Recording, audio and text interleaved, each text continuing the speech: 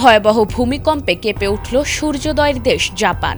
স্থানীয় সময় বিকেলে দেশটির উত্তর পূর্বাঞ্চলে আঘাত হেনেছে এক শক্তিশালী ভূকম্পন। এর পরপরই প্রশান্ত মহাসাগরীয় উপকূলের বিস্তীর্ণ এলাকা জুড়ে জারি করা হয়েছে সুনামি সতর্কতা।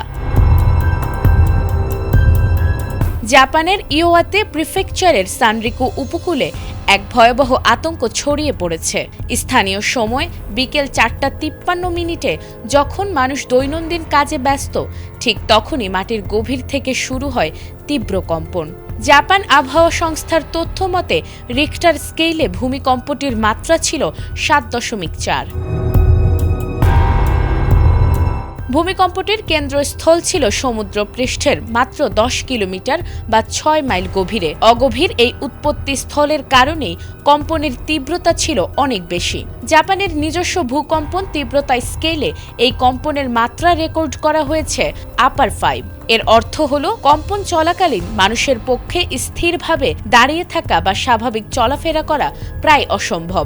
আশঙ্কা করা হচ্ছে এই তীব্রতায় কাঁচা ও দুর্বল ইটের দেয়াল ধসে পড়তে পারে এবং অবকাঠামোগত বড় ক্ষতির সম্ভাবনা রয়েছে। ভূমিকম্পের কয়েক মিনিটের মধ্যেই উত্তর পূর্ব উপকূল জুড়ে উচ্চতায় ঢেউ আছড়ে পড়ার আশঙ্কায় সুনামি সতর্কতা জারি করা হয়েছে। জাপানের নবনির্বাচিত প্রধানমন্ত্রী সানায়ে তাকাইচি দেশবাসীর নিরাপত্তা নিশ্চিত করতে জরুরি নির্দেশনা দিয়েছেন। তিনি আক্রান্ত এলাকার বাসিন্দাদের আতঙ্কিত না হয়ে দ্রুত নিকটস্থ উঁচু স্থানে আশ্রয় নেয়ার জন্য জোরালো আহ্বান জানিয়েছেন।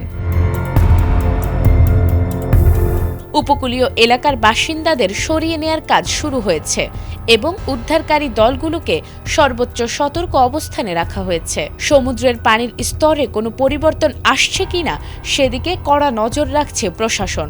প্রকৃতির এই রুদ্র রূপে থমকে গেছে জনজীবন। পরবর্তী নির্দেশ না দেয়া পর্যন্ত উপকূলীয় বাসিন্দাদের নিরাপদ আশ্রয়ে থাকার পরামর্শ দেয়া হয়েছে।